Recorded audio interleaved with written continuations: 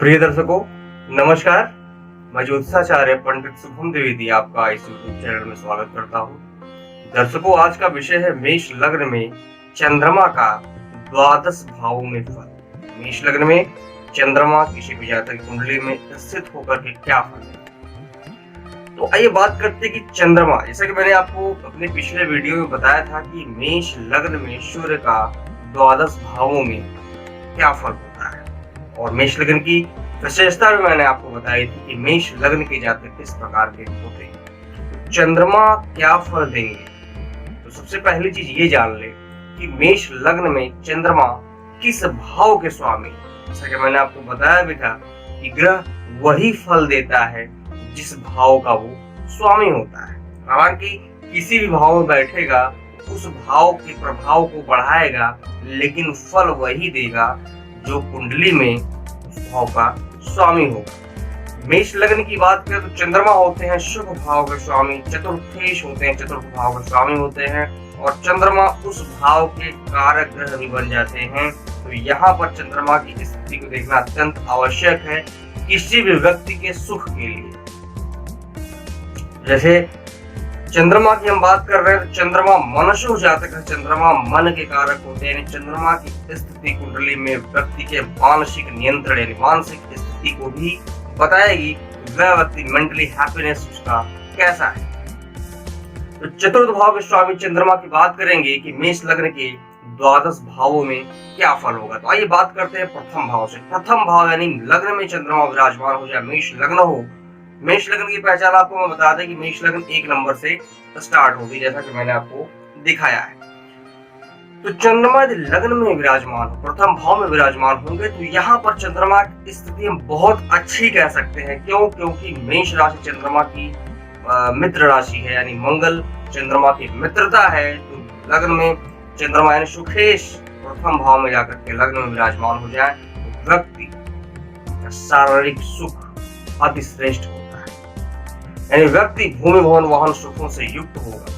व्यक्ति का हृदय बहुत उदार होगा, क्योंकि चतुर्थ भाव हृदय का भी होता है, माता का भी होता है। व्यक्ति को माता सुख की बात हम कर ले तो बहुत ही अच्छा कह सकते हैं। और लग्न में चंद्रमा, कोई भी लग्न हो, यदि लग्नस्थ चंद्रमा हो, लग्न में चंद्रमा स्थित हो, व्यक्ति को शांति प्रिय बनाता है, एकांत प्रेमी बनाता है, शीतलता प्रदान करता है, मानसिक स्थिति को अच्छा करता है, व्यक्ति का डिसीजन को अच्छा करेगा। तो चतुर्थेश का लग्न में जाना बहुत ही श्रेष्ठ फल कह सकते हैं। और जैसा मैंने आपको बताया भी था पिछले वीडियो में कि ग्रह जहां बैठता है उसके जस्ट सामने उसकी दृष्टि भी होती है।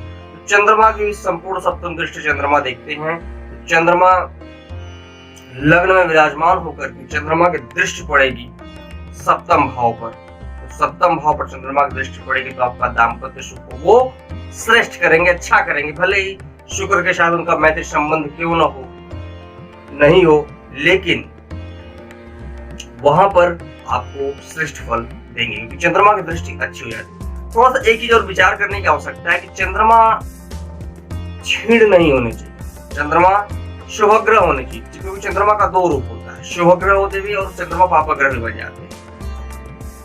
यानी जब चंद्रमा कृष्ण पक्ष की षष्ठी से शुक्ल पक्ष की पंचमी तक चंद्रमा पाप ग्रह होते हैं, और शुक्ल पक्ष की षष्ठी से कृष्ण पक्ष की पंचमी तक चंद्रमा शुभ ग्रह बन जाते हैं।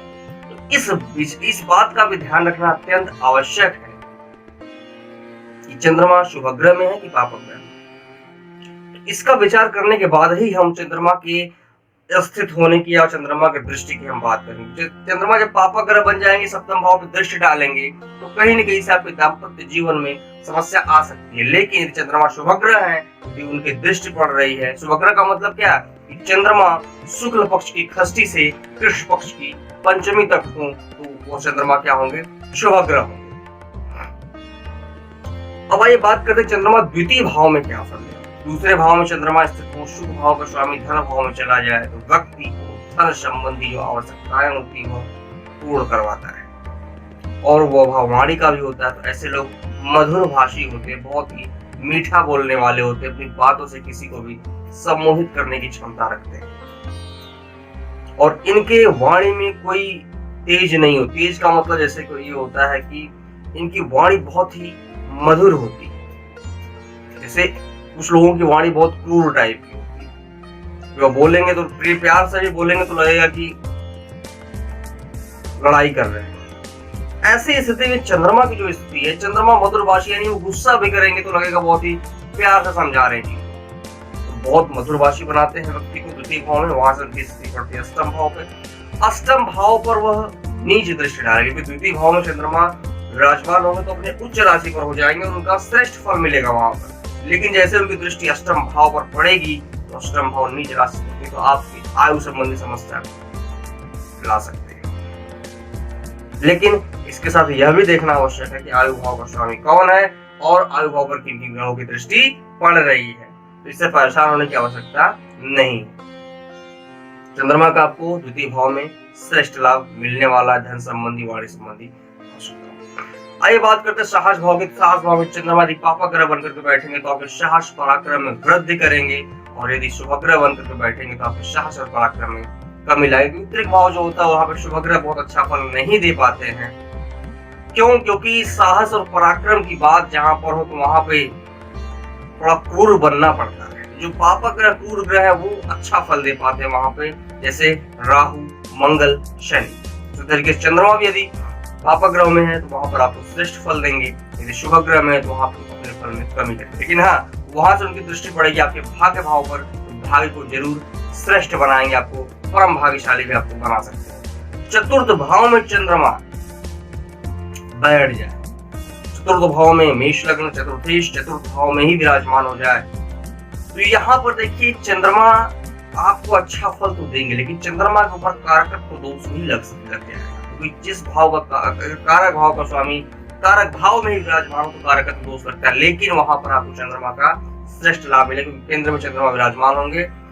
वहां से दृष्टि पड़ेगी उनके कर्म क्षेत्र पे, तो आपके कर्म क्षेत्र को भी बहुत ही बढ़िया बनाएंगे। यानी कर्म क्षेत्र आपके ये कह सकते हैं कि आप मंत्री पद तक आप हासिल कर सकते हैं। और चतुर्थ भाव में चंद्रमा विराजमान होंगे तो आपको भूमि, भवन, वाहन, सुख सब कुछ आपका बहुत अच्छा होगा, और आपका हृदय भी बहुत ही उदार होगा, करुणा में आपका हृदय होगा, फिर माता की स्थिति भी बहुत अच्छी होगी। चतुर्थ भाव में चंद्रमा का श्रेष्ठ फल मिलेगा। जैसा कि मैंने बताया, वहां से उनकी दृष्टि कर्म क्षेत्र पर आपके पड़ेगी, आपका कर्म क्षेत्र भी बहुत ही श्रेष्ठ होगा, यानी कर्म क्षेत्र से आपको लाभ मिलेगा। इवन आप बृहस्पति सूर्य की स्थिति स्ट्रांग हो तो आप गवर्नमेंट जॉब के लिए अप्लाई कर सकते हैं, तो आपको सरकारी लाभ भी चंद्रमा यहाँ से दिला सकते हैं। पंचम भाव, पंचम भाव में चंद्रमा विराजमान हो तो सुख भाव का स्वामी पंचम भाव में बैठ जाए तो पहली तो ये है कि आपकी जो बुद्धि है बहुत तीक्ष्ण बुद्धि क्या हो जाएगी, बहुत कुशाग्र बुद्धि को हो जाएगी। क्यों? देखिए, बुद्धि के साथ एकाग्रता का होना समझ लीजिए आपके लिए बहुत ही रामबाण का काम है। आपके पास बुद्धि तो देगा, इसके साथ आपके पास क्या देगा? एकाग्रता देगा। तो यह चीज आपके लिए जो होगी, चंद्रमा की जो यह स्थिति होगी आपके लिए विद्या, बुद्धि, सफलता के लिए बहुत ही अच्छी कह सकते हैं। और देखा जाए तो चतुर्थ भाव से दूसरा घर पड़ता है, यानी आपके आर्थिक मामलों में भी चंद्रमा वहां पर मदद करेगा। चंद्रमा की दृष्टि आपके लाभ भाव पर पड़ेगी, तो लाभ भाव पर पड़ने के कारण आपको लाभ, जैसे आपको एक सूत्र बता देता हूँ, लाभ भाव में जितने ग्रह बैठे, जितने ग्रह देखें, वहां पर वो लाभ बढ़ाने का ही काम करते हैं। चाहे कोई भी राशि लाभ भाव में, वह लाभ बिगाड़ेंगे नहीं, लाभ को बढ़ाएंगे। चंद्रमा एकादश भाव को जब देखेंगे तो आपके लाभ में वृद्धि करेंगे। और चंद्रमा को जल का कारक कहा जाता है, तो इसलिए आपके क्या हो सकता है कि जल की भांति आपका लाभ बढ़ता है, तो इसलिए चंद्रमा का वहां पर श्रेष्ठ है। खष्टम भाव में चंद्रमा बैठ जाए तो आपके सुख को ग्रहण लगा सकते हैं। रिपुरेंद्र रिप, यानी खष्टम, अष्टम, द्वादश में कोई भी ग्रह बैठे, जिस भाव का स्वामी बैठे, तो वहां पर वह उसको नुकसान ही पहुंचाता है, उस भाव की हानि ही करता है, बशर्ते विपरीत राजयोग न बना हो। तब यहाँ विपरीत राजयोग कंडीशन तो है नहीं। तो चंद्रमा खष्टम भाव में विराजमान होकर के आपके सुख को बाधित करेंगे। इवन वहां से उनकी दृष्टि आपके व्यय भाव पर पड़ेगी, तो आपका मानसिक व्यय भी कराएंगे। छठे घर में चंद्रमा की स्थिति बहुत अच्छी हम नहीं कह सकते हैं, लेकिन हाँ, छठे भाव में चंद्रमा बैठे हैं तो आप जो है अपने शत्रुओं से थोड़ा संभल करके रहिए। चंद्रमा शीतल ग्रह है, वो हमेशा शांति प्रिय माहौल चाहते हैं, तो इसलिए ऐसे लोगों के शत्रु भी बहुत कम होते हैं।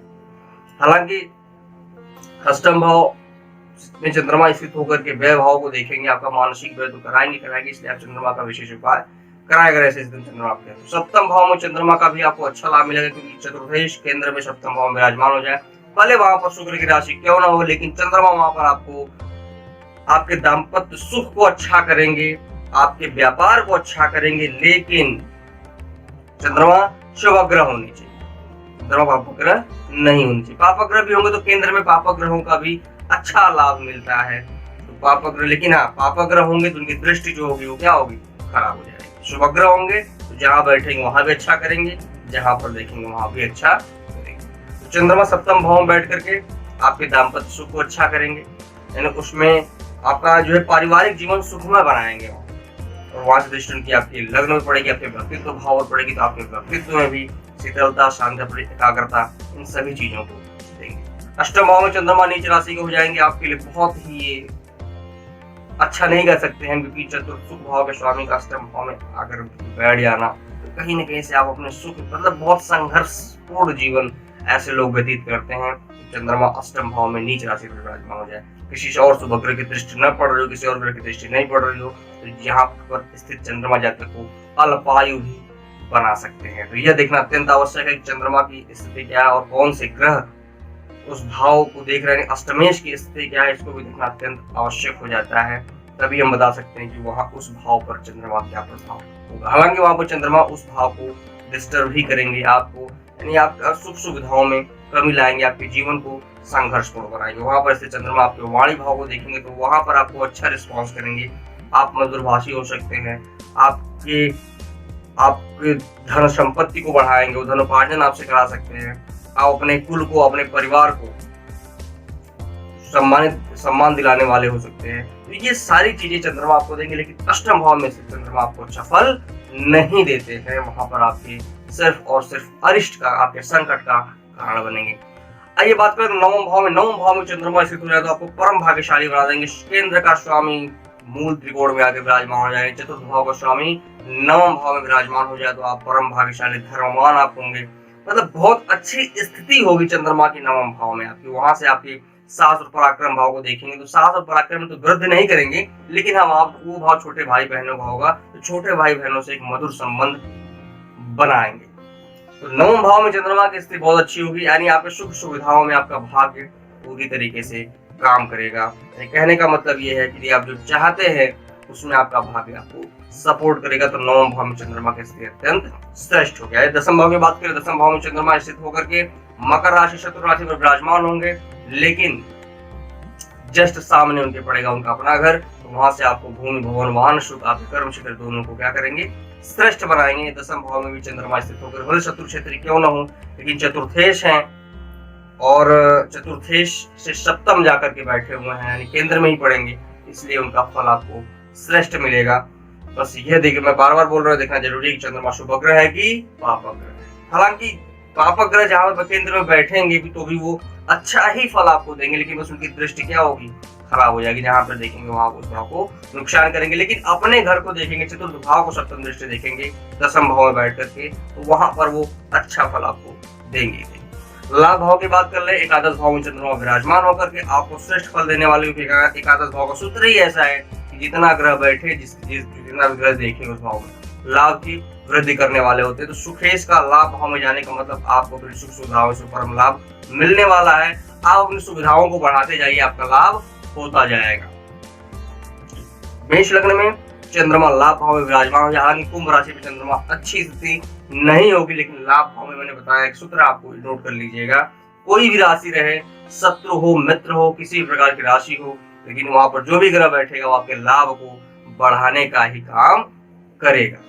चंद्रमा वहां पर बैठ करके आपकी स्थिति को श्रेष्ठ बनाएंगे। बशर्ते यह देखना अत्यंत आवश्यक है कि कहीं चंद्रमा के साथ राहु का, शनि का संबंध तो नहीं बन रहा है। अगर ये बन जाए तो कहीं न कहीं से वही लाभ आपके लिए मानसिक नियंत्रण आप हो सकते हैं, वही लाभ आपकी मानसिक स्थिति को खराब भी कर सकता है। तो ये देखना भी अत्यंत आवश्यक है। व्यय भाव की बात करें, चंद्रमा व्यय भाव में जाएंगे। सुख भाव का स्वामी व्यय भाव में जाने का मतलब है कहीं न कहीं से आपके मन का व्यय, आपके सुख का व्यय होगा। कहने का मतलब ऐसे में ये होता है कि आप तो भूमि भवन वाहन की व्यवस्था कर लिया, आपने मकान बनवा लिया, लेकिन आप उसका सुख नहीं ले पा रहे, कोई दूसरा उसका सुख ले रहा है। इस प्रकार से आपके जो भौतिक सुख है आपका, उसमें कहीं न कहीं से व्यय लाएंगे। वहां से दृष्टि पड़ेगी शत्रु रोग भाव पर, तो कहीं न कहीं शत्रु रोग भी आपका प्रभावित करेंगे वहां पे निगेटिव रूप से। क्यों? क्योंकि खष्टम अष्टम द्वादश में केंद्र का स्वामी बैठे, तो कहीं न कहीं से उसको नुकसान ही पहुंचाता है। लेकिन हाँ, व्यय भाव में चंद्रमा स्थित है,